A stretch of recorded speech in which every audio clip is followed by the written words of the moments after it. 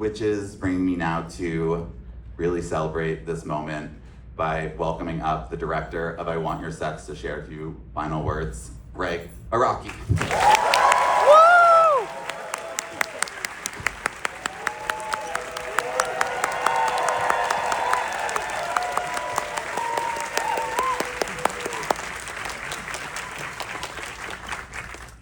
Hello.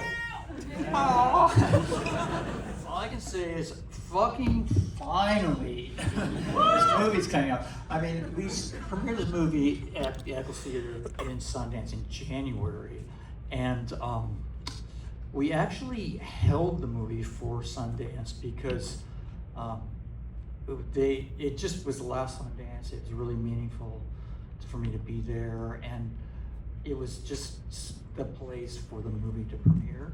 But I'm so happy that New York gets to see it at last. So thank you guys all for coming out to see it. This movie is kind of crazy. Please, if you like the movie, please tell all your friends to go see it on July 31st. We're opening against Spider-Man. And we're gonna have like I Want Your Spidey Sex as like the Barbara highlight this year.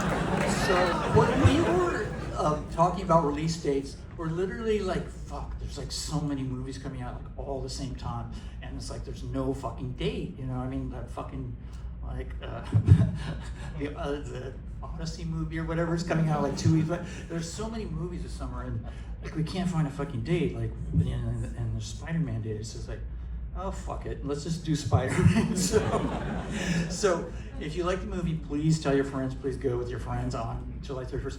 I'm kind of actually terrified because it's opening on 700 screens. Against Spider-Man, and like literally my movies are usually like 2 screens, and then I'll work to 5 screens, so it's like fucking 20 screens. So it's gonna, the movie's definitely one for the fans, but it's kind of a lot of crazy pop fun. Olivia Wilde wearing fucking, looking amazing, wearing fucking crazy outfits. I really hope that, especially, are there any drag queens in the audience? I really hope that someone goes as Olivia Wilde for Halloween, because it's that kind of character. But anyway, there's a Q&A afterwards, so please stick around, and I'll talk to you more later. Thanks, everybody.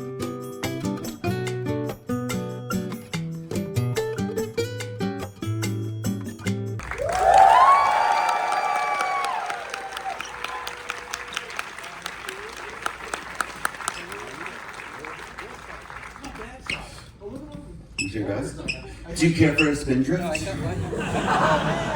should. All right, well, we got lemon for you, we got grapefruit. All right, well, we got backups for effervescence too. Cool. Awesome. Well, Is this on? Yeah. Okay, it's working. Cool. It's on, like your film is on. Congratulations. Yeah. I mean, Where do we begin? We're going to talk about a lot of fun stuff, I'm sure, beyond Spindrift. But I really want to know too, because I love, in all of your cinema too, ensembles are such an integral part of it, right? And it feels like collaboration, it feels like family, it feels like fucking shit up. Like, so can you tell us a bit about the casting process too? You know, in this movie, you know, we had the craziest cast. It was really like, and shout out to all of them. They're you know, Olivia was first, and you know, she's the one that sort of was the linchpin that got the movie financed and got it all together. And then, of course, there was the question of who's going to be Elliot, and you know, and I remember Cooper got pitched to me, and all the kid from Licorice Pizza. Like, what? No, I think he's like a baby. It's going to be so gross and weird for her to be fucking him.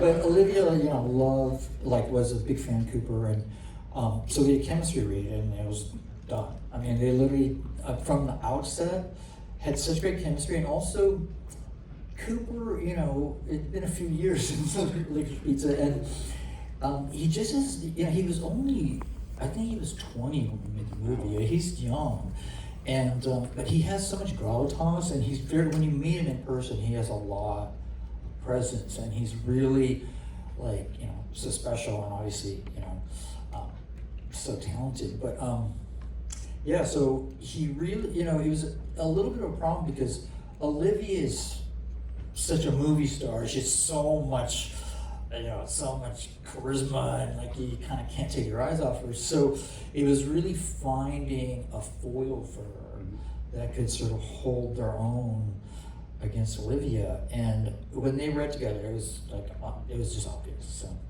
His like doe-eyed expressions to everything like totally works. Yeah, and then and everybody else, is like Chase, and Mason, and then the cops. I was thinking I kind of know Margaret Cho because she was a Doom Generation back in the '90s, and so I really kind of wrote the part thinking about her, and I remember I emailed her the script or something, and she like because I'd seen her socially like in LA. I emailed her the script and like crickets. I'm like, I guess she's not interested. And then my casting director was like, we were like looking for options, and her name came up. I said, I'd send it to her. I never heard anything. And then when I saw Mario, she said, oh yeah, my email's different now. But Mario was instantly in. Johnny Knoxville, I kind of know through John Waters, and I was actually at a dinner party for John Waters, and he was there, and I'm just like, I'm doing this fucking crazy little indie movie. There's a cool part in it. Margaret Cho's the other, they're kind of like Stabler and what's her face, and it's a cool part. We can shoot you in a day. It's in LA. You'll be in and out. He's like, oh fuck, I'm down. I'm doing it. So yeah. So Johnny said yes. Charlie. It just was a crazy experience. Like Charlie was literally like. A big fan of my movies, like even before we even started the movie, it's like, oh, Charlie XCX wants to meet you. I'm like, what? And then at this time she was like, oh, I want to quit music. Like I remember I had a meeting with her. This is my last album. Fuck it. I want to become an actor. I don't want to do music anymore. I'm like, really? Like, what do your managers say about that? But so Charlie was just I met her, and she's literally like I want to act, I want to work in cool tour movies and yada yada. And I'm like, well, I've never seen her act in anything. It's like she's got to read, and like what? I mean, Charlie XCX read? I'm like, yeah. It's like so. Then she's self-taped, and she was fucking fantastic. You know what I mean? Like her accent was perfect, and she was so great, and yeah. So everybody in the movie, was just like a kind of dream come true. And I love too, like Erica Jane's art too. What was it like sort of brainstorming what Erica's art was going to be, from the gum vagina portrait to everything? Like, what was that collaboration like? The gum vagina thing was actually in the script, but a lot of the other art was just we just made it up as we were going along. And the production designer, shout out to Angelique Clark, who did such a fantastic job. It was, she was always panicking about it. It's like, oh my God, how am I going to do it? There's so much art to create. We had some Cal Arts kids come out and help us. And this couple, I don't know if they're a couple or not, but Blake and Megan, they did a lot of the videos and kind of Mapplethorpean images. We had, they were making like sculptures and shit. And like the sort of freestanding neon dicks was literally something that I came up with. I was literally like one Saturday during prep, I wanted to be like this garden of penises, like different colors, like sort of like spread throughout the gallery. And I'm like, you can make them with like a toilet plunger and like paper mache or whatever. So yeah, it was just kind of a collaborative thing to just make like fun, crazy art with like no time or no money. I know, it's so rad because it's also like you just put this art out there, and that's the whole idea of this art world satire. Yeah, well, I mean, like Angelique made that crazy video installation sculpture because in the script it's just like, oh, he's on video monitors or something. But she did this crazy cool sculpture that I wish still existed, but it just got ripped apart, and I don't know what happened to it. You preserved it here. Yeah. And I mean, you've gotten so professional now. You're doing a workplace satire as well. And I love sort of how you play on sort of a generational divide, maybe even within like what sex means to generations. Uh-huh. I'm curious if you could talk a bit about how that was inspired into making this too. Yeah, I mean, that became this movie, for the aspiring indie filmmakers out there. These indie movies they're such a process. I mean, I've been working on this movie for probably 12 years or more. The script originally came to me, it was Carly Speck's script that she wrote when she was a college kid. I don't know what she wrote it ages ago, is how we met.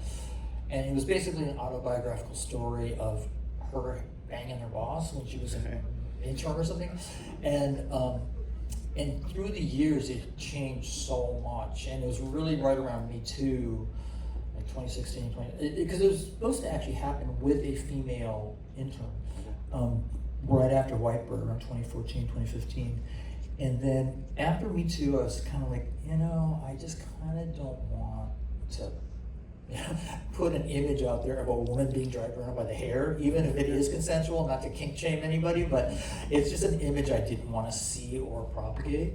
So then I started thinking like, what about if we flip the sex role and as a boy being dragged around by the hair?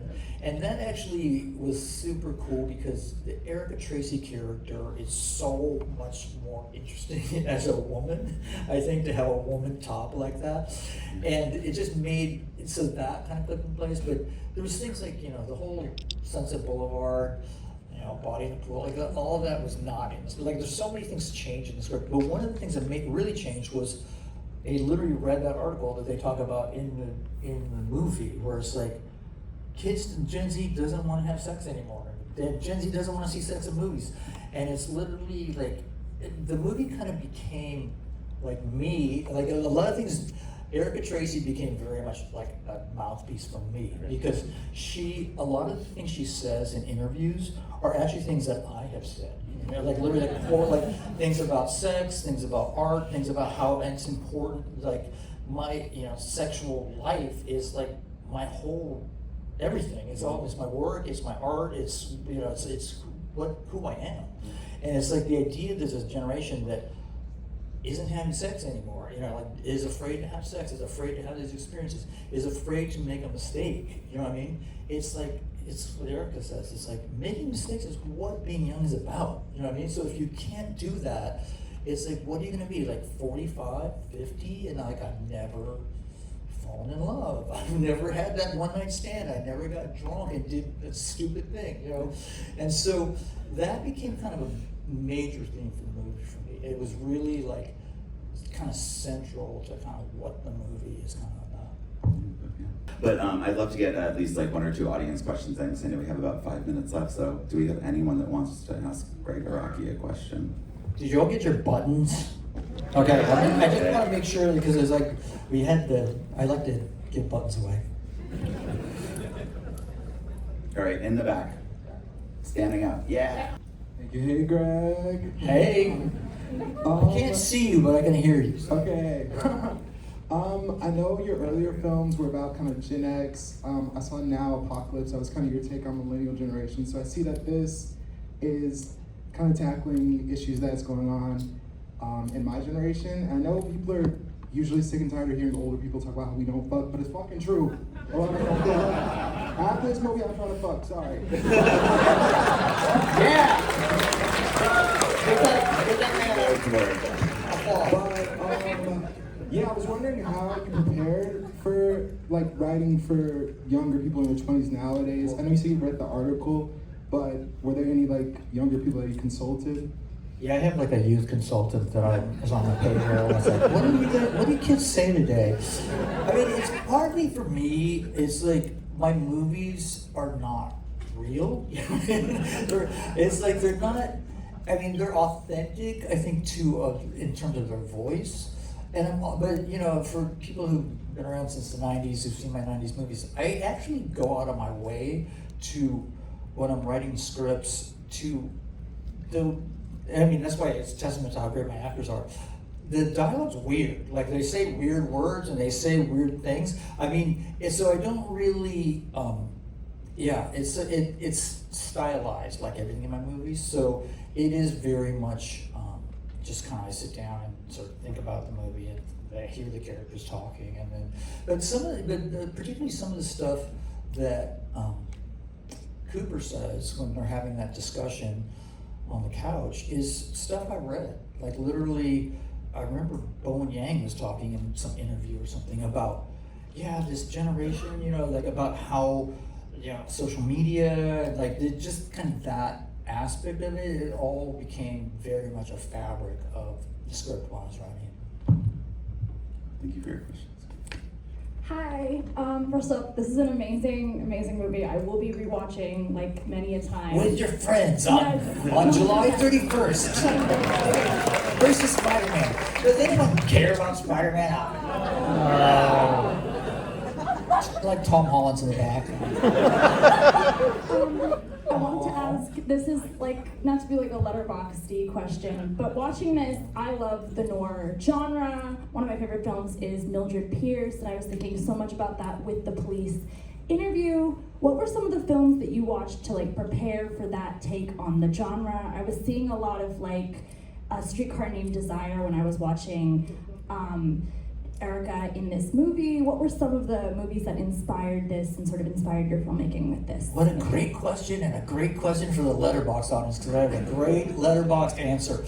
The Top four. you know, it is really like when I was sort of working on the framing device. I mean, one of the things was Seven, because I was thinking about those Fincher movies. Like that's what we talk about, the interrogation. It's like Seven, and then but the movies that were really pertinent were Sunset Boulevard, obviously, but the Almodovar movies of the '80s, like all of the fucking letterbox. Yeah, it was literally like particularly Matador and Long Desire, which are two of my all-time favorite movies.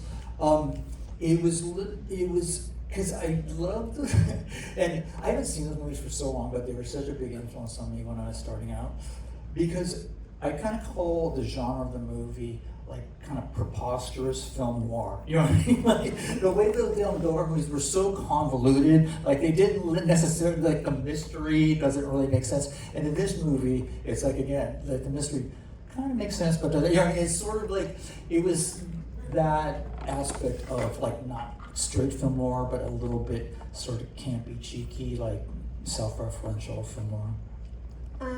Great movie, I loved it. I did want to ask, you have a character in the movie kind of remark upon the difference between sexuality and eroticism.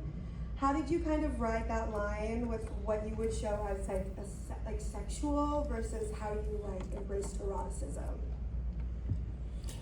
Well, this movie is actually the first movie, which is shocking given my body of work. This is the first movie that I've actually had a intimacy coordinator on, the wonderful Yehuda Duendes, who was really helpful in like, you know, we would get together with the whole cast and they would talk about boundaries and what they feel comfortable with. It was very much though, you know, my movies and the show Did Now Apocalypse, I'm very upfront from the outset of like, this is what's required. Like this is specifically what I'm looking for. It's like, you know, like when I'm as Olivia, it's like you don't need to be naked the whole time because she wears so many crazy outfits. But I want there to be nudity because I want there to be like an R-rated movie. Like I hate personally like HBO shows or R-rated movies where it's like there's clearly a nudity clause. You know what I mean? It's like Euphoria is one of my pet peeves about that. It's like it looks so fucking edgy and provocative, blah blah blah, but nobody's doing any fucking nudity at all. It's just so first like yeah, I want to see you don't do full frontal. I don't want to see, you know, it's not porn, but you know, there's a level of commitment there. And so I literally tell the casting director like this is what it's HBO sex. So for the guys, it's your butt and side or whatever, but you can wear your coverage. So it's like anyone who's not comfortable with that, it's just like don't even audition. Like it's just like I'm not going to change my mind. So it was kind of from there. So the intimacy coordinator is so helpful in sort of making everybody comfortable. But I've been doing sex scenes for so long. It's just like just another day at the office. Hi, Gregg. Hello. And I'm really curious about the depiction of kink and fetish culture in the film and sort of deciding what specific iconography and actions to show, just maybe in the context of the world in general, but also in terms of the characters and depicting their own desires. Great question. That was great for Yehuda because he also lives sort of in the world of kink, and so Olivia was actually very so into the movie. Like she hired a sex worker and shadowed a dominatrix. Like she did a lot of homework. You know what I mean? I personally don't know much about any of it, so it was great that she and Carly also like has had. I don't want to say anything about sex work, but there's there's a level of definitely authenticity in the original story. But yeah, for the details like Yehuda, and he was very like. There was a scene when Cooper's on the cross or whatever, and he's like, I need an over the shoulder of Cooper or whatever right here. He's all, you can't because his arm wouldn't be there. You know what I mean? It's like very specific about this is how it would be. So it was great to have experts on the set, or sexperts, I guess, that made sure it was real, because it's like Olivia was very adamant about it. It's like it needs to be real. Like it needs to be like not like, oh, this is just fake like Hollywood S&M. It's like real like stuff. So yeah, we had a lot of technical experts. Wonderful. All right, so for the final.